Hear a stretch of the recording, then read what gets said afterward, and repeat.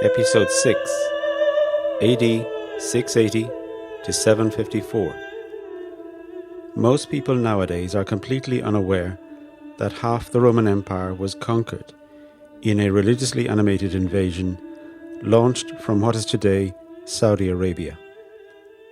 They do not know that in that moment a region which had previously not existed, and that we think of today as the Middle East, was first created. Outside a closed circle of academic specialists, our collective memory in this regard is a blank. For we have forgotten what the Middle Ages knew, that a central part of what they had known as the world had been wrenched from them, that their society and its self-understanding had suffered what might be called a civilizational amputation. A major limb was no longer attached, but the society's nervous system continued acutely to feel the phantom pain in its absent extremity. The Islamic invasions were not normal in the sense of bringing about a mere change in the personnel who ruled a society that continued in its old established ways. Because over the subsequent 3 or 4 centuries, for the people of the eastern and southern Mediterranean, Muslim rule effected fundamental alterations in their culture, in what it is like to experience living life. Looking over the whole course of European history, I would suggest that these conquests were the most consequential among historical events. Because without them, they were a kind of immense accident and historically unprogrammed eruption. Without those conquests, the Roman Empire, in all probability, would have continued as it always had, on its set and ancient course. Constantinople would have, for many, many centuries, remained the heart and core of the Mediterranean world, as it would have remained at the center of its communications and of its commerce, and it would have continued to set the standard for the whole region's evolving cultural life.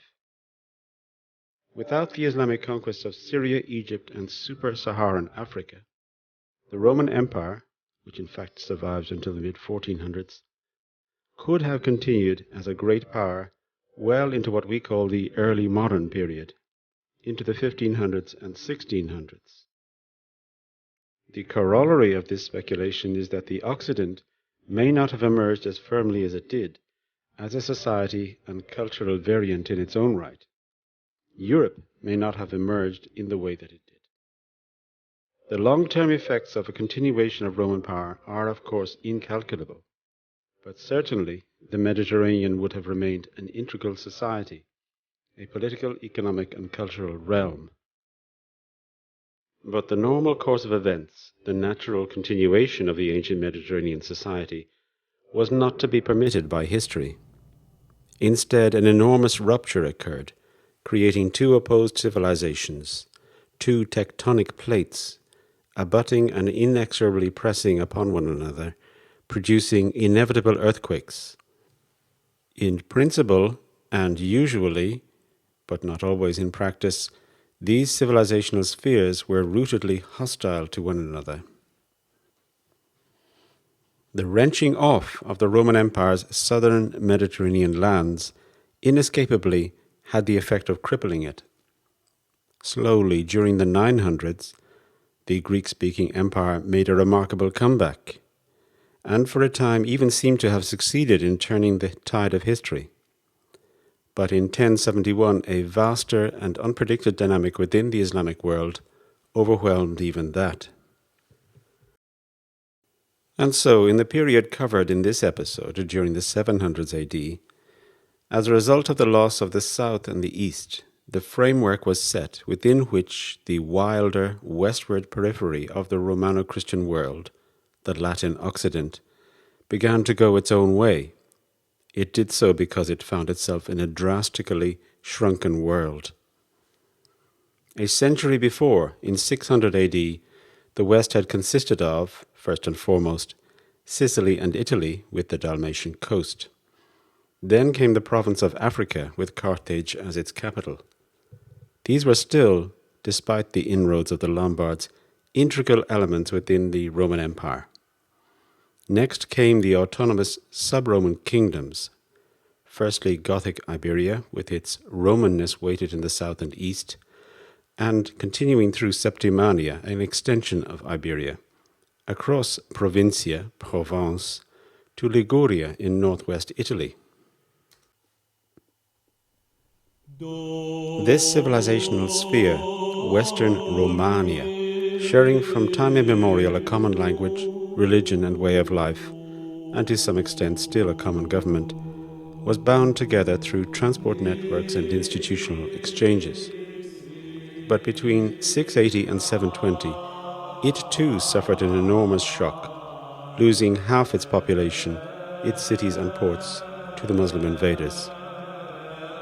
The impact of these two circles of collapse, the inner one of the Western Mediterranean and the wider one of the Mediterranean as a whole, was profound, for it removed the very motor of the ancient economy and drastically disrupted its communications and customary supply lines. The setback was so severe that it has allowed us, in recent centuries, to sensationalize that setback as the Dark Ages, and to extrapolate those events backwards to 2 centuries earlier as a sudden and complete collapse of civilization, and to blame that upon the Germanic ruling class in a movement we have called the barbarian invasions. Although there was serious political and economic disruption during the 400s and 500s, it should be noted that this mainly occurred at the edges of the Roman world, not in its heartlands. The loss of imperial revenues from Iberia, Gaul and Britannia certainly politically weakened Italy, but this made Italy itself only more dependent upon Constantinople and drew it further into its sphere of influence and control. The loss of these western peripheries, Iberia and Gaul, was not seen as a systemic crisis at Constantinople, not at all. The common perception of there having been a fall of the Roman Empire and of ancient civilization in or around 476 AD has been marked by a Eurocentric prejudice, unwarranted by the facts.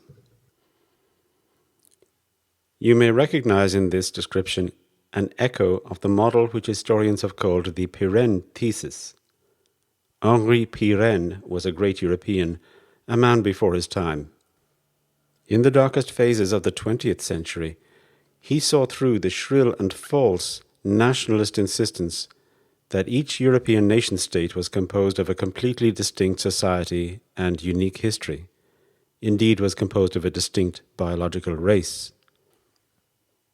From 1895 onwards, Pirenne began to challenge the notion that Germanic barbarians had brought down the Roman Empire, and with it, Roman civilization. While in a German prisoner of war camp during the First World War, he developed his thesis further. He pointed out the essential continuity of the economy of the Roman Mediterranean even after the so-called barbarian invasions, and that the Roman way of life did not fundamentally change for several centuries after the dissolution of the office of the Western Emperor. He published his views in the book Medieval Cities, Their Origins and Revival of Trade in 1927, and in his posthumous Mohammed and Charlemagne in 1937. I think Pirenne deserves an especially honored place in Western historiography. He saw through the obscurantism of his time and recognized a truth which Gibbon, with complete familiarity with the sources, but with his Enlightenment prejudices, failed to see. Pirenne's conceptual breakthrough struck at the roots of the key historical idea that had been asserted for the previous 500 years, and which we still stubbornly believe in: that antiquity was wantonly destroyed by hordes of horn-helmeted wild men in Western Europe. What Pirenne perceived was that the ancient world went down due to a far more consequential series of events, that is, to the Islamic invasions 2 centuries after the Germanic migrations, in both the East and the West, which precipitated the economic and social disintegration of the ancient civilization by removing the material basis and geographic prerequisites for the persistence of that particular form of life, that is, an integrated and secure Mediterranean world. So let us state this succinctly and without self-censorship. The civilization of antiquity was not destroyed by the so-called barbarian invasions, but it was by the Islamic ones. Within Islam's newly conquered area, the settlement and adaptations to their rule over the former Sassanid Empire in Iran and Iraq proceeded according to their own pattern. For the Greco-Roman people of Egypt and Syria, these gradual adaptations began to lay the foundations for a different world context. Communications were now open and regular. Caliph Muawiyah to take Constantinople in 678 fed into a mix of sources of discontent among the Arab tribes. The old tribal suspicions and jealousies began to resurface, now cloaked in new religious concepts. Muawiyah had passed the caliphate on to his short-range son, Yazid, as an act of familial right. Oaths of loyalty had been demanded of the Arab tribal leaders in Syria and Egypt and had been given. But the tribesmen, by tradition, accustomed to seeing relations in terms of tribal identity and pride, found themselves living off the largesse given to them by the caliph through the medium of the distributive divan. The legitimacy of the Umayyad family in holding the caliphate was faced by the permanent challenge of the claimed direct religious and family link of the assassinated Ali to the Prophet. The result was a second intertribal war. To call it a civil war implies a war within a civil community, which the tribes were not. In Islam, this is known as a second fitna, which lasted from 683 to 685. The victor was another Umayyad, Abd al-Malik ibn Marwan. Raised at Medina, he was a member of the Arab elite of the new type. He had some form of education. He had been brought up at the heart of a vast dominion as a privileged son. I think we can posit for him a mentality shift, where he was no longer steeped in a purely provincial Arabian outlook, but would have had far wider imperial horizons. Abd al-Malik came to power in 685, ruling from Damascus. He continued to fight his rivals for years in Iraq, using his most effective and cruel military right-hand man, al-Hajjaj bin Yusuf. Al-Hajjaj massacred the tribal rebels wherever he found them, including around the sacred Kaaba in Mecca. As governor of the Arabian homelands in the Hijaz, he operated a ruthless despotic regime, at the slightest sign of resistance killing large numbers of ordinary tribespeople, while remaining the faithful ally and subordinate of the Caliph in Damascus.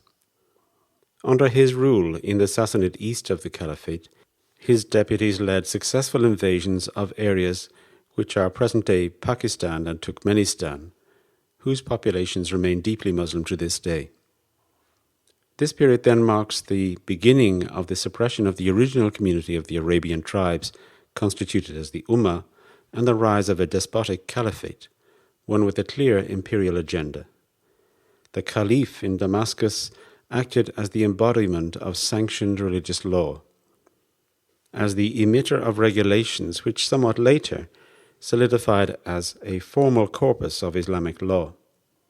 Abd al-Malik began to put in place a new model of the rule of Allah, conceived now as permanent and as an imperial project.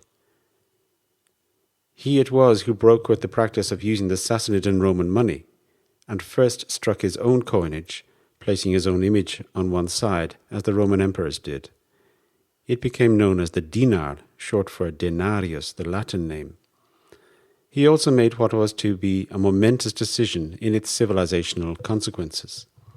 He ordered that the most important documents of the Divan be translated into Arabic, and that Arabic become the language of administration and justice throughout the Caliphate. This had the consequence that over the course of centuries, the spoken language in Syria, Egypt, and North Africa would cease to be Aramaic, Syriac, Coptic, and Greek and become Arabic. لفترس تلميذه أتو كيفو وعن هودي كيفو بوناو عيتو ديلي. Interestingly, although al-Hajjaj imposed the same ordinances in the Sassanid half of the Caliphate, Arabic only took root in what is now Iraq, but not in Iran, where Farsi continues to be spoken. In keeping with this change, his successor decreed that all Christians in the administration be replaced by Muslims. However, this could not be implemented immediately because of the lack of competence among the eligible candidates. Abd al-Malik and his son and successor al-Walid consciously undertook a building program to outdo the existing infrastructure of Roman temples and basilicas remaining at the center of every city. We can see this aim in two of the most famous buildings of Islamic art. The Masjid Qubat as-Sakra, the Dome of the Rock in Jerusalem, 691 AD, and the so-called Umayyad Mosque in Damascus of 714 AD. Both buildings are based on the methods and styles of the existing Roman culture and were built by Romano-Syrian craftsmen, conforming to Islamic religious needs and embodying forms from simple structures back in Arabia. The result, with the strict banishment of all images and the consequent stress on vegetative and abstract patterns, laid the foundations for the art characteristics of Islamic civilization.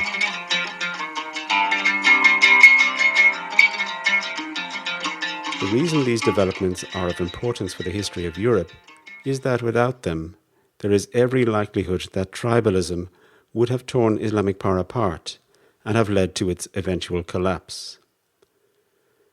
Instead, an Imperial Caliphate was erected, firmly based on Arabic culture and the Islamic religion, and very capable of mobilizing large-scale military force.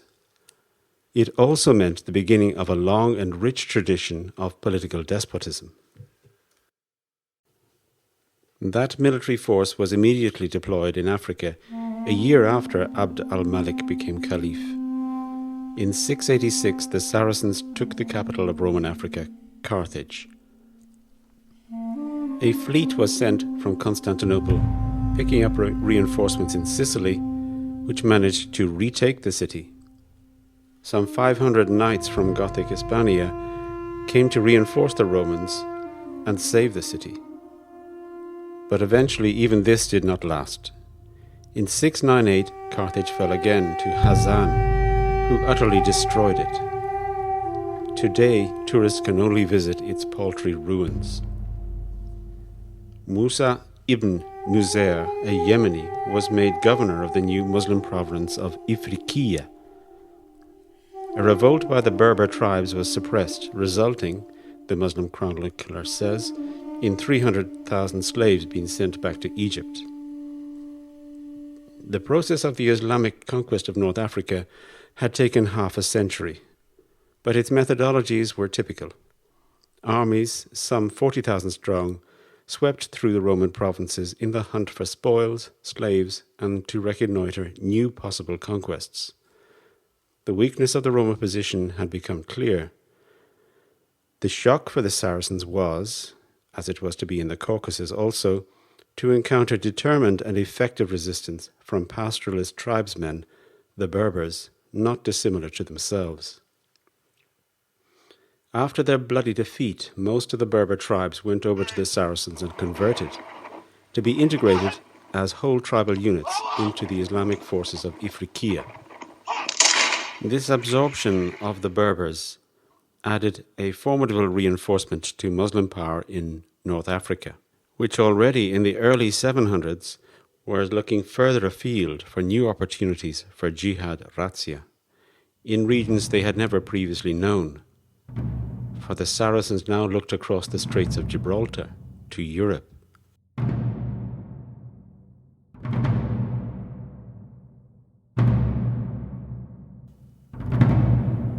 Al-Malik also sought to complete the strategic goal of his predecessors. The taking of Constantinople imposed its logic once again.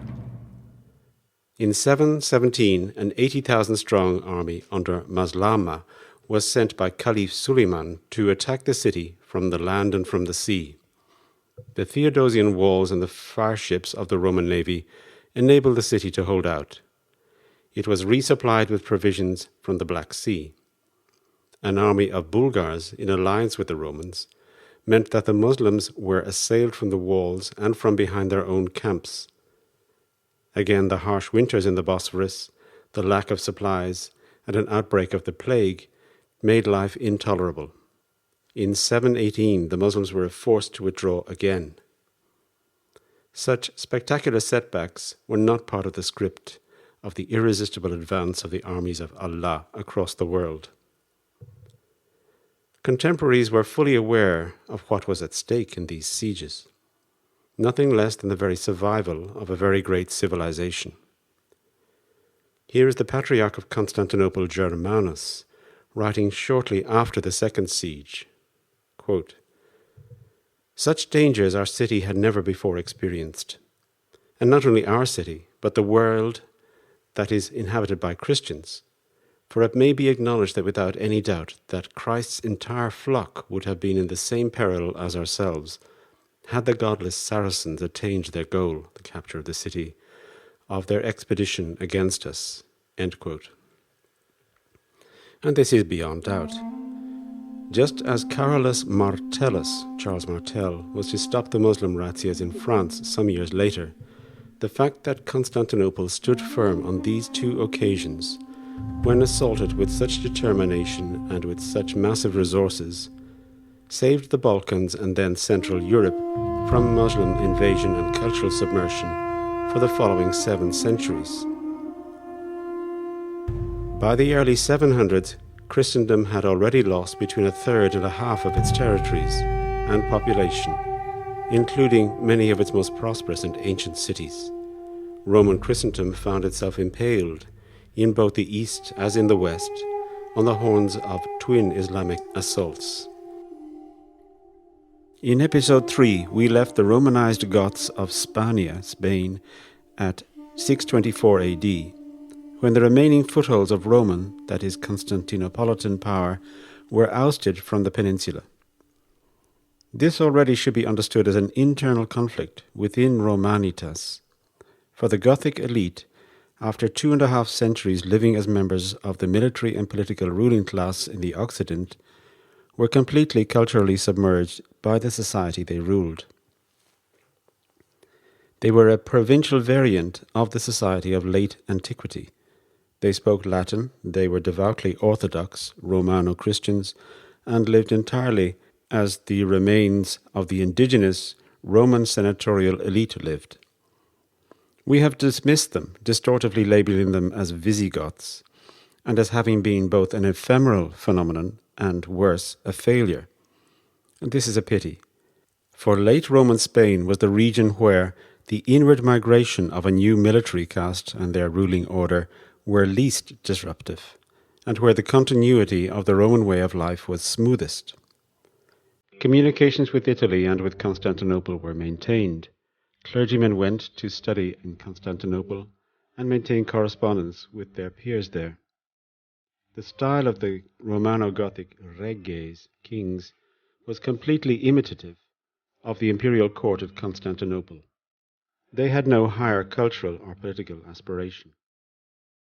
However, the identity of the descendants of the Gothic foederati of 2 centuries before remained sufficiently distinct for them to preserve their political independence from the empire. Their conversion to orthodoxy, to Catholicism, in 588 sealed their assimilation, and from that date they undertook a remarkable political experiment, the creation of a fully articulated, independent Roman kingdom. And this same process, of course, was also going on in northern Gaul, among the Franks of Neustria and Austrasia. But Spain was in advance of developments in the north, as its Romanness was more deeply rooted and less disrupted by the change in regime. There had been a dip in cultural standards. The elementary and secondary schools of the Forum had decayed and almost died out. For a time, education was only available within an ecclesiastical setting. But in 527, the Council of Toledo decreed the re-establishment of the publicly funded schoolmasters in the cities. Schools were established in cathedrals and in the monasteries in the countryside. For example, there is record of a Greek slave accompanying his master into a hermitage in order to study philosophy. These schools produced les numerarii, the numbered people, who staffed the royal and urban administrations and operated the still functioning Roman tax system. As elsewhere in the West, the Roman roads were kept in good repair by an organized corvée, that is, obligatory labor by peasants living along the routes. It is estimated that Iberia had a population of between 6 and 9 million and had 71 civitates, or incorporated cities. Basilicas were built, but the weakening of public power entailed, as elsewhere across the Mediterranean world, a piecemeal encroachment of private structures onto what had been straight public streets and open public squares. The medieval city was taking shape. In Spain, the king was elected, usually from within the royal house, by the assembly of the Romano-Gothic lords and the Catholic bishops. The traditional secular acclamation was enhanced by the archbishop anointing the king with a sacred oil, bestowing on his person and office, which were indistinguishable, a sacral character. We will, in the not-too-distant future, see pretty much the same ceremony at the coronation of the successor to the present Queen of England.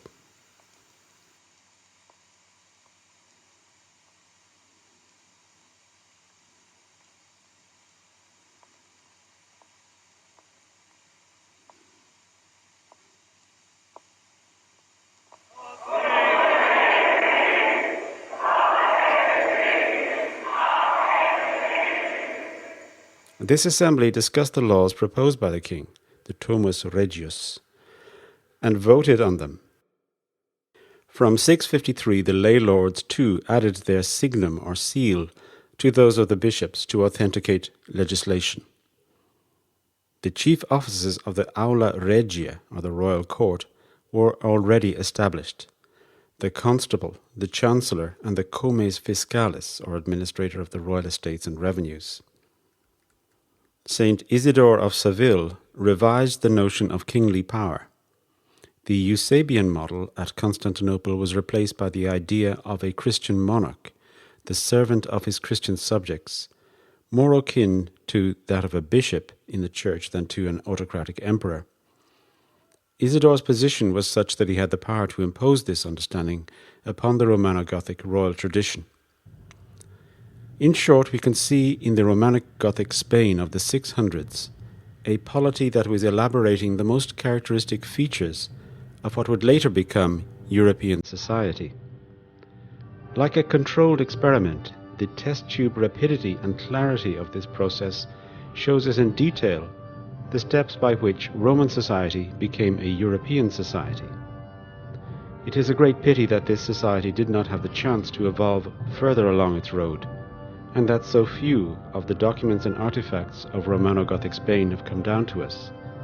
But we know the reason why. For this society was overwhelmed and almost extinguished at the beginning of the 8th century. Internal political division opened the way for exterior conquest.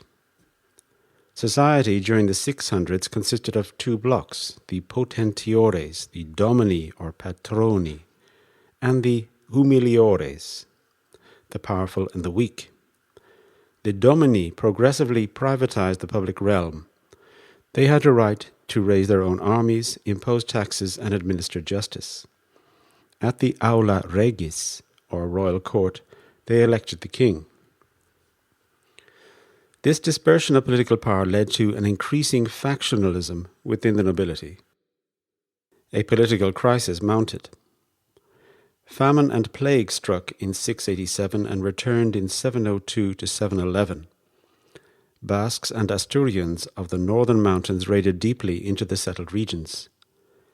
The closing of commerce with North Africa, consequent on the Islamic conquest, was a further and enormous blow. King Wititza tried to make good the grievous injuries entailing executions, exilings, and confiscations that had been inflicted upon the opposing faction. The Mozarabic chronicle tells us that, in a tumult, the senatus, or senate, acclaimed the dux, that is the Duke of Baetica, Roderigo, as a usurping king.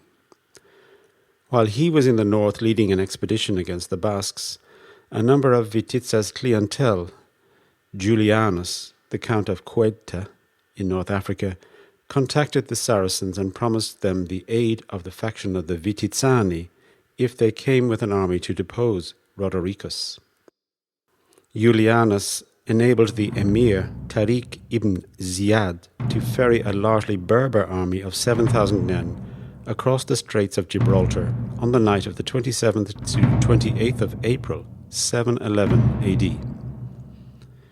The Battle of Horilate, Warilaka in Arabic, was fought on the 23rd of July. Rodericus' troops were destroyed by the Muslims due to the desertion in the midst of the fray of the Vitizza faction, who went over to the Muslim side. Soon after, the capital, Toledo, was taken, and with it the royal treasury and the regalia fell into the hands of the plunderers. Such was the chaos and violence that there are almost no sources for the period of the conquest apart from the Christian Mozarabic Chronicle of 754. There are little glimpses of cities and monasteries being burned and of other cities opening their gates to the Muslims in return for mercy and the Pact of Dimma, previously mentioned. Cordoba and Merida were besieged for months. We hear of large-scale plundering, the crucifixion of the Romano-Gothic leaders, the burning of cities, and the slaughter and enslavement of their citizens. These atrocities were accompanied, the Mozarabic Chronicle tells us, by the derision, the inridendo, of the perpetrators. The Arabs, Syrians, and Persians who made up the elite among the Muslims settled, on orders from Damascus, around Cordoba in the south, while the sparsely settled and less fertile middle and north of the peninsula were designated for the Berbers. In just 4 years, the whole of Romano-Gothic Spain had fallen into Muslim hands.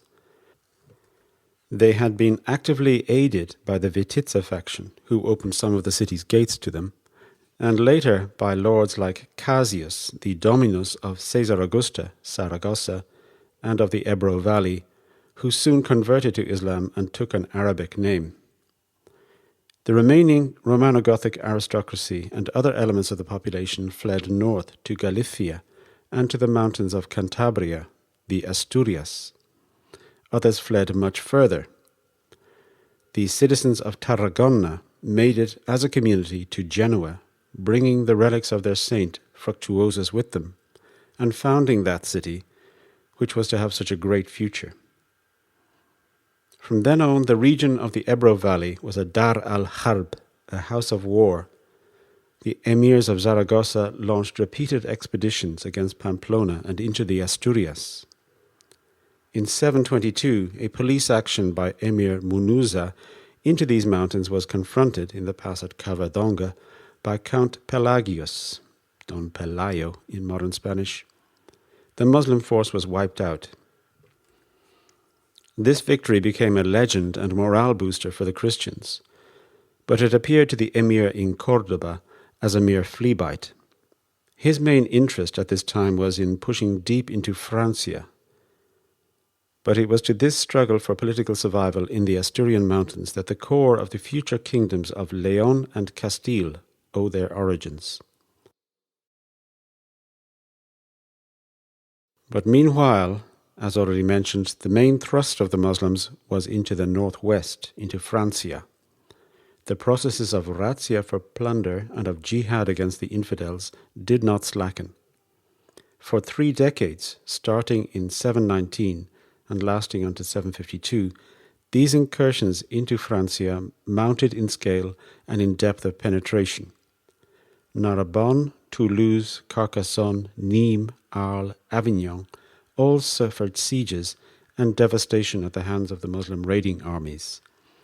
Burgundia was struck. Autun was taken and sacked in 725. The whole region from the south of the Loire to the Pyrenees had, since the decline of the Western Roman imperial state 3 centuries previously, been ruled by local comites or counts. These were men whose ancestors had been members of the Roman senatorial ruling class, and who were now culturally indistinguishable from their long Romanized Frankish and Gothic peers and rivals to the north and south. It is important to remember this distinction, though. The south of France was largely untouched by the Germanic elements that seeped into northern life in Gaul. It remained Roman, or one might say post-Roman. This is why the language of Occitania remains so much closer to the Roman vernacular than did the language of the north. The comes or count of Aquitania was Odo, who in 721 had destroyed a great Islamic army under the governor of Cordoba, who had been besieging Toulouse for the previous 3 months. This was a great relief and unaccustomed victory for the Christians. Pope Gregory II sent his warmest congratulations to him, showing a consciousness of the need to rally the princes of the north against the engulfing Islamic tide, of which he would have known the full extent across the entire Mediterranean, east and west. But such was the immense reach of the Caliphate that in 739 a new governor of Cordoba was appointed from Damascus, Abdul Rahman al-Ghafiqi, who set about raising Ghazi fighting units drawn from Ifriqiya, Africa, Syria and Yemen, for jihad and plunder against the infidels in Francia. They assembled at Cordoba, and Abdul Rahman marched them north to undertake a major invasion of Aquitania, with the intention of finally conquering it. Count Odo met him at the Garonne and was defeated with enormous loss of life. Bordeaux was taken, sacked and burned. The whole of Aquitaine was set upon by the Muslim light cavalry units and was utterly laid waste. A Muslim chronicler tells us with some relish that, quote, the Muslims smote their enemies and passed the river Garonne and laid waste the country and took captives without number. And that army went through all places like a desolating storm. Prosperity made those warriors insatiable, end quote. The Saracen main force moved forward northwards, heading, it is said, for the city of Saint Martin, Tours, on the central Loire. Again, the same chronicler says, Abdul Rahman and his host attacked Tours to gain still more spoil, and they fought against it so fiercely that they stormed it almost before the eyes of the army that came to save it. And the fury and the cruelty of the Muslims towards the inhabitants of the city were like the fury and cruelty of raging tigers, end quote. Odo, meanwhile, had fled to the court of the Franks, where the major domus, that is the great personage of the royal palace, Carolus Martellus, exercised power under the figurehead of the sacred Merovingian line, King Theodoricus IV, whom he himself had placed on the throne. Carolus, known to us as Charles the Hammer, Charles Martel, was rapidly reviving the military power of the Franks, of the house of Herstal in Austrasia. Carolus, previously a rival of Odo, saw that the Muslim invaders were now laying waste to his own Frankish cities and villages. He called the core of his army, the lords of Austrasia, and their contingents to assemble, together with the Neustrians, Alemanni, Thuringians, and Bavarians. The Burgundian lords hung back due to their own power struggle with him. The Christian host which moved west to Tours in the autumn of 732 was representative of the post-Roman society that had emerged over the previous 2 centuries. Many of the warriors from either side of the Rhine spoke their various dialects of German. The Neustrians spoke a sub-Latin vernacular which was to become early French. They were united in their way of life, their religion, and in their loyalty to the Pepinids of Herstal. Somewhere on the road between Tours and Poitiers, the 2 forces from either end of the civilizational spectrum found each other. Days were spent skirmishing and probing, until the moment came and a set battle was engaged. The same Muslim chronicler relates, quote, near the river Aouar, the Loire, the 2 great hosts of the 2 languages and the 2 creeds were set in array against each other. The hearts of Abd-ar-Rahman and his captains and men were filled with wrath and pride, and they were the first to begin to fight. The Muslim horsemen dashed fiercely and frequently forward against the battalions of the Franks, who resisted manfully, and many fell dead on either side, until the going down of the sun. Night parted the two armies, but in the grey of the morning the Muslims returned to the battle. Their horsemen had soon hewn their way into the centre of the Christian host, but many of the Muslims were fearful for the safety of the spoil which they had stored in their tents, and a false cry arose in their ranks that some of the enemy were plundering the camp, whereupon several squadrons of the Muslim horsemen rode off to protect their tents. But it seemed as if they fled, and all the host was troubled. While Abd-ar-Rahman strove to check their tumult and lead them back to battle, the warriors of the Franks came around him, and he was pierced through with many spears, so that he died. Then all the host fled before the enemy, and many died in the flight." End quote. Over 1,000 years later, Edward Gibbon famously wrote the following passage from the comfort and unassailable security of his study at Lausanne. He imagined what might have been the fate of Europe had the Franks under Carolus not decisively driven back that pulse of the invasion of Christendom in 372 AD. Quote, "A victorious line of march had been prolonged above 1,000 miles from the Rock of Gibraltar to the banks of the Loire. The repetition of an equal space would have carried the Saracens to the confines of Poland and the highlands of Scotland.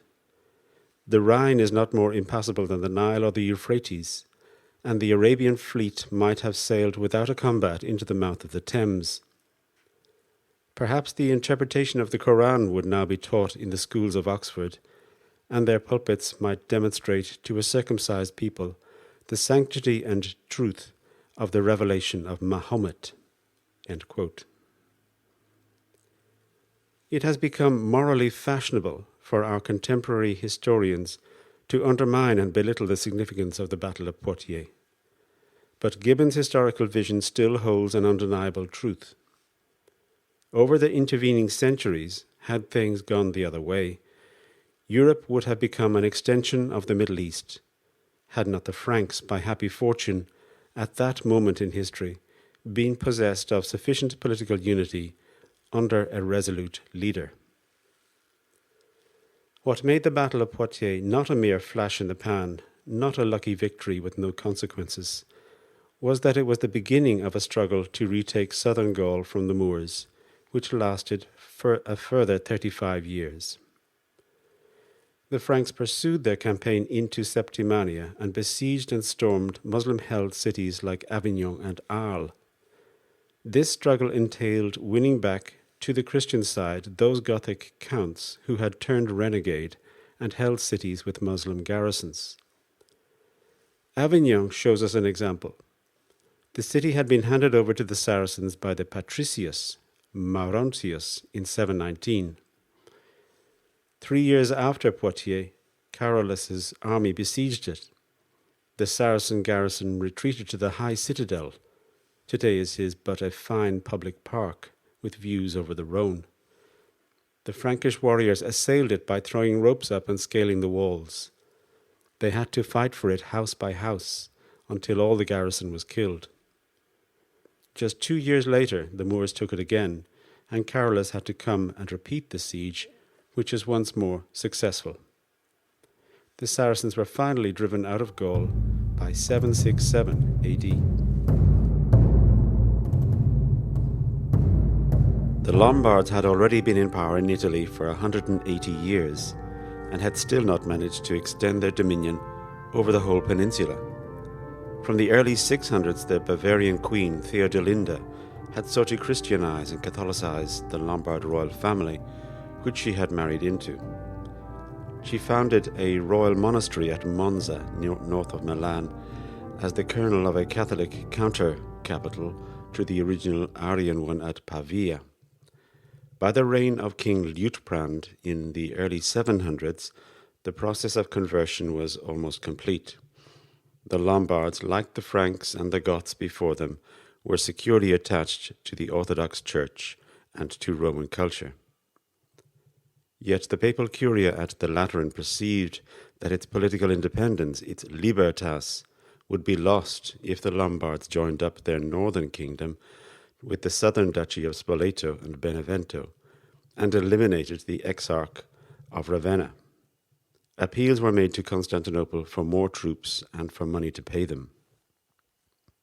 On occasion, out of necessity, the popes sought to conciliate the Lombards, thereby defying imperial policy. When the Roman capital in Italy, Ravenna, finally fell to them in 733, the Pope, the Syrian Gregory III, contributed money to fund the army sent to retake it. Gregory was to be the last pope to adhere to the old Constantinian tradition of seeking the emperor's approval when he was elected in 731. For there were now serious differences within the Christian Church which set the emperors against the majority of the prelates and clergy in both the East and the West. This was the Iconoclast dispute. We have mentioned at the outset the view that Christianity was a deviant Jewish monotheistic sect which blended with time with aspects of the surrounding polytheistic religious sensibility, with Mediterranean culture. Over the intervening centuries, this sensibility had elaborated in ever richer and more profuse ways, culminating in the high iconic fervor of Heraclius's war against the Persians. Images of the divine personages were felt to bring the power and aid of the deity and semi-deities they represented, such as the Virgin and Child, having been painted on the gates of Constantinople during the siege of that city by the Avars. The icons brought aid, and to Roman emperors they brought victory. But for a century now, that aid had been spectacularly absent. Ever since the Saracens first erupted from the Arabian Peninsula, the Romans had experienced one calamity after another. It must have appeared to them that their whole world was collapsing.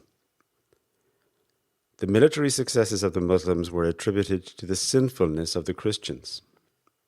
Here is Patriarch Sophronius of Jerusalem in a passionate sermon at the moment of the loss of the city in 634. Quote, "I ask you, demand and beseech you for the love of Christ our Lord, for as much as it is in your power, let us correct ourselves, let us burn with repentance, let us purify ourselves by conversion, desist from acts hateful to God. If we force ourselves to do so, as friends and beloved of God, we will laugh at the fall of our Saracen enemies. We will soon see their death and final destruction." End quote. A century later, in 726, some had come to the definite conclusion that the fault involved lay in the worship of images painted onto pieces of wood, in idolatry, that ancient abhorrence of the Jews of the Old Testament. A puritanical fervor swept from the eastern frontier to Constantinople.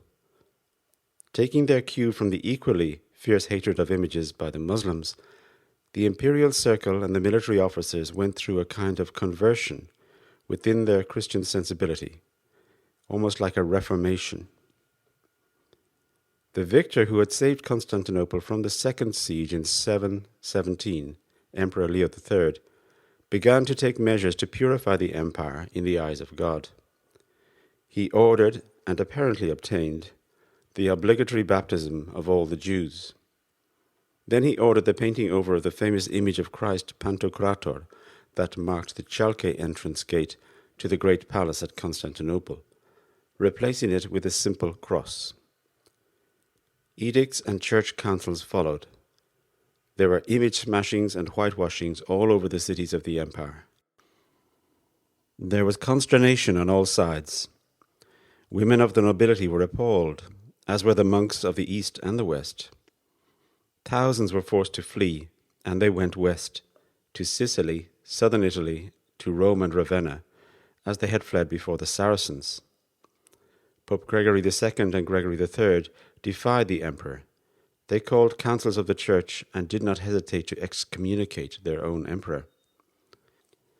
Leo retaliated by removing the provinces of southern Italy, of Sicily and Illyria, from the orbit of the Patriarch of Rome and placing them under the Patriarchate of Constantinople. This, at a stroke, deprived the papacy of its patrimonial estates and revenues. Even the imperial capital in the west, Ravenna, revolted against the emperor and sided with the pope. The imperial fleet sent against Ravenna was destroyed in a storm, and accordingly, in 730, Ravenna began to act as an autonomous power, throwing off its subordination to Constantinople. The response of Pope Gregory III, who was a Romano-Syrian, was to turn to the newly triumphant power of Carolus Martellus in Francia. Carolus had written to the Pope announcing the news of his victory over the Saracens at Tours in 732. The Pope bestowed on him and his successors the title of Christianissimus in gratitude. The title, Très Chrétien in French, was used by the kings of the later emergent France down until the execution of Louis XVI in 1793. But the plea from the Pope that the Franks should come to the aid of the Bishop of Rome and chastise the Lombards fell on deaf ears. Charles Martel had Saracens to hunt out of Septimania.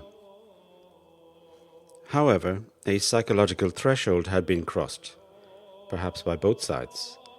The Roman Curia, so heavily influenced by Romano-Greek culture and staffed by many Greek-speaking Romans, had turned away from the emperor, now in their eyes a flagrant and a dangerous heretic, and had sought to replace his protection with that of the Franks, the heirs of the barbarians of 3 centuries previously. We should appreciate the unprecedented and revolutionary character of this move. It was, in time, to turn the Christian world upside down.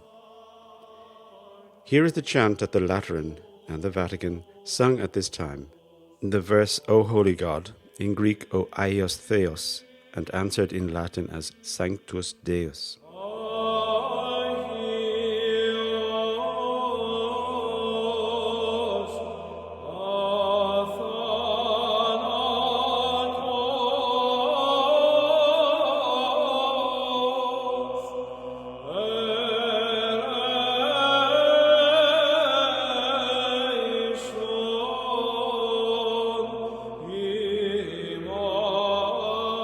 Here is the account related by Paulus Diaconus of the details of what was happening in the imperial capital at this time. Per idem tempus Leo Augustus ad Peoria progressus est. At this time, the Augustus, Leo, had come to carry out worse acts, such as compelling all the inhabitants of Constantinople, by force as well as by blandishments, to remove wherever they were to be found the images of the Saviour, of his Holy Mother, as well as of all the saints, and had them consign them to the flames in the middle of the city. And since the large part of the people were reluctant to carry out such an impious crime, he had some of them decapitated, and others had parts of their bodies mutilated." End quote. This extremely bitter religious and political conflict within Christianity came at a time when the Roman state was fighting for its life in Anatolia, and, to a lesser extent, in the Balkans. It was thereby rendered almost incapable of enforcing its authority and defending its territories in the West. The campaign of whitewashing, smashing and burning of religious images, which extended to the outlawing of the cult of the saints and of their relics, was a top-down reformation espoused primarily by the imperial family, the strategoi, the generals of the provincial districts, the themes, by officials at the imperial palace, and by a large section, but not all, of the bishops.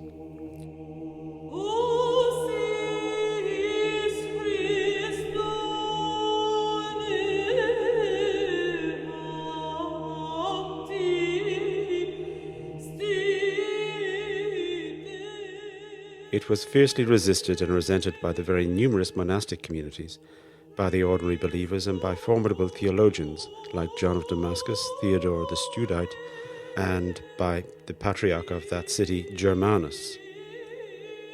The doctrine against images and the emperor's express edicts enforcing it were unanimously rejected by the bishops and clergy of the West. Christianity had always been extremely disputational and had been riven by conflicts since the 2nd century. Almost all of these had been about the nature of Christ within the Trinity and had been recycled in various forms over 5 centuries. Iconoclasm was different. It was a lurch towards monotheism and an attack upon the deepest iconographic traditions of Mediterranean civilization. It was a move away from the human towards the more severe, numinous void of the ineffable deity. As John of Damascus argued, "'Tis a denial, in the final instance of the Incarnation, that human face and human body of the deity, which was to have such a profound effect on the civilization that the then being born Europe was to explore down the centuries." Beyond the humanity of Christ lay, after centuries of spiritual and moral evolution, the concept of the dignity and elevation of humanity itself. And so we come to the moment in history when, from a complex concatenation of causes, we observe the critical change occur which was to set Latin Christendom onto its own path, unfolding from within its own inner nature and bringing to the world its own civilizational mission.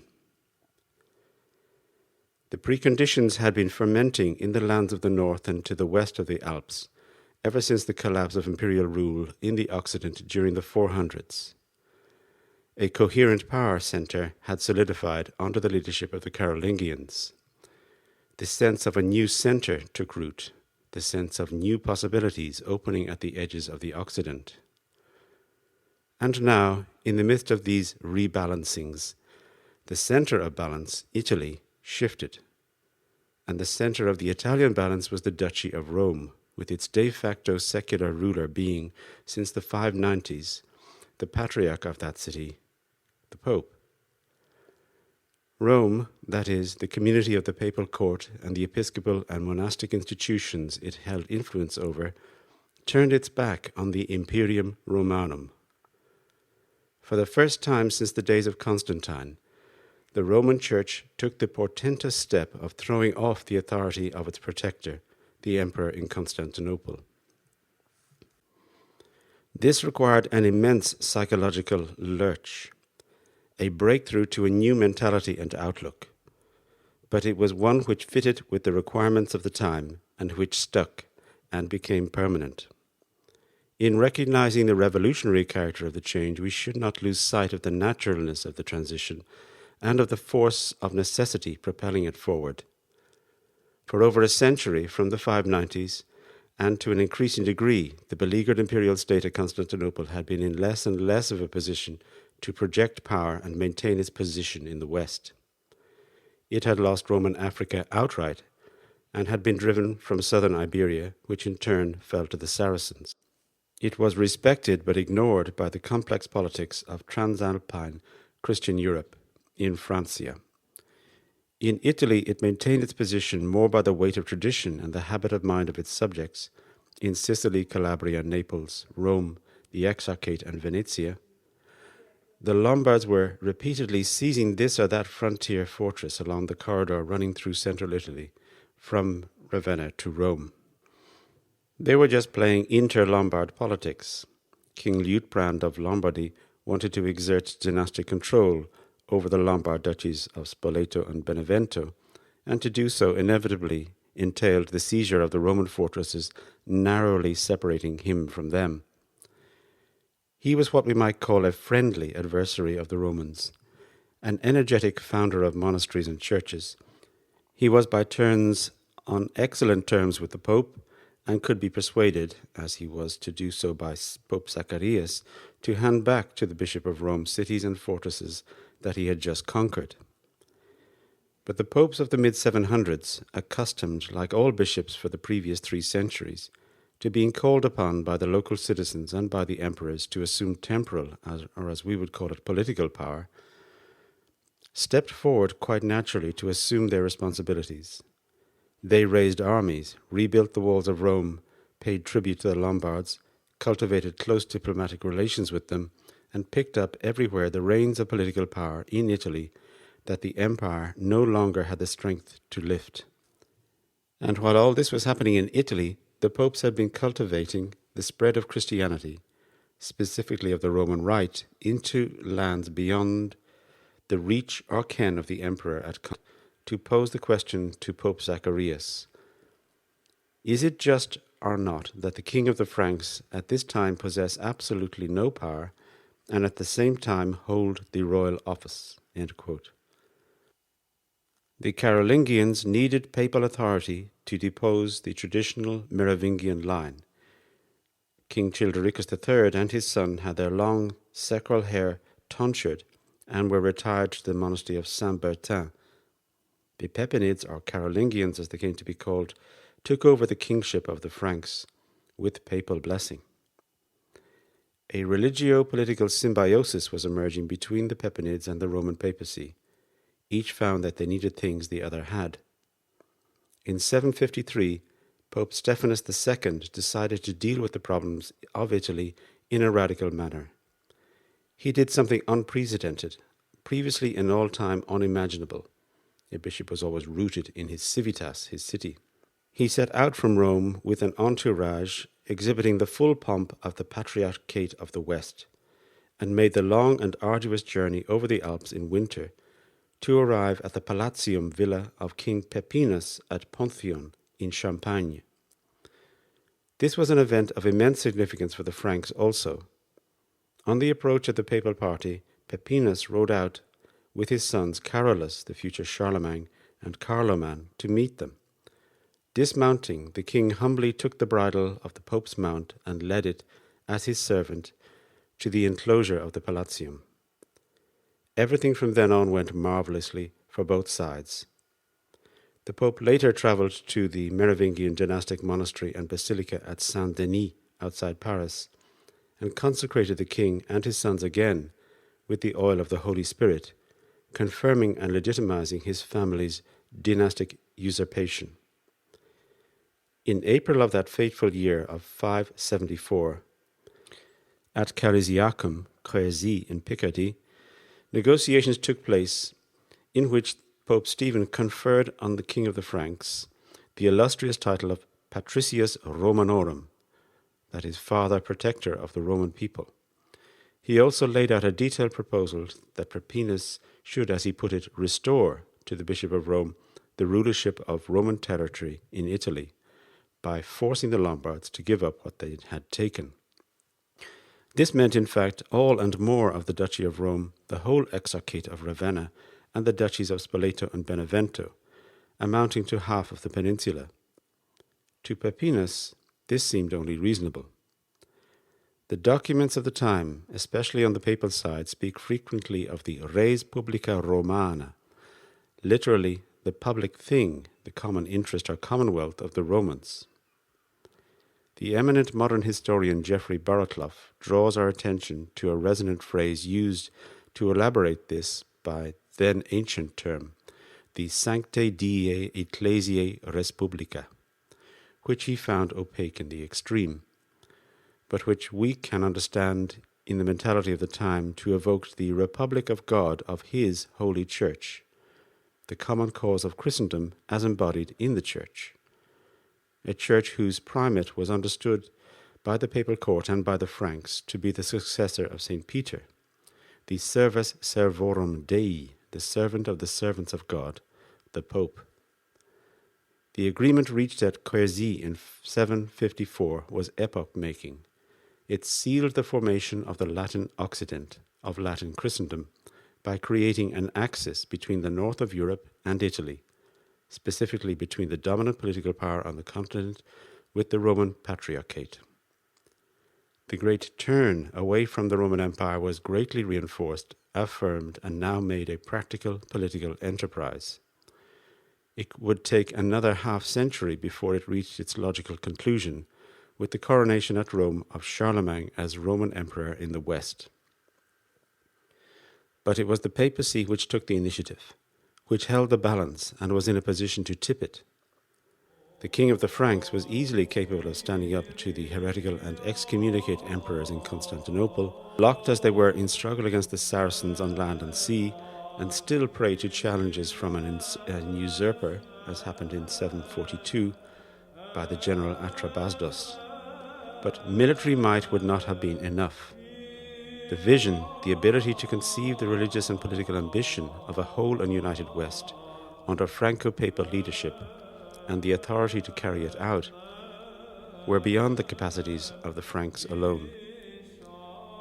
The papacy provided the ideological input, the religious, ecclesiastical and political agenda for a new formation, a new self-understanding of the Latin West as distinct from and independent of the traditional centre at Constantinople. In evoking so clearly the prospect of a Sanctae Diei Ecclesiae Respublica, a Christian republic of the Church, the papacy was in the process of imagining and then of willing a destiny for Latin Christendom. That destiny, as we shall see, would be realized in the following centuries, and it would see Latin Christianity in the long term flourish and grow in capacity, as the Roman Empire correspondingly diminished. We look back upon the dynamic and expanding future Latin Christendom as the Middle Ages. However, Latin Christendom is the old name for the place and the society in which we live, which underwent a name change in the 1700s and which we now call Europe.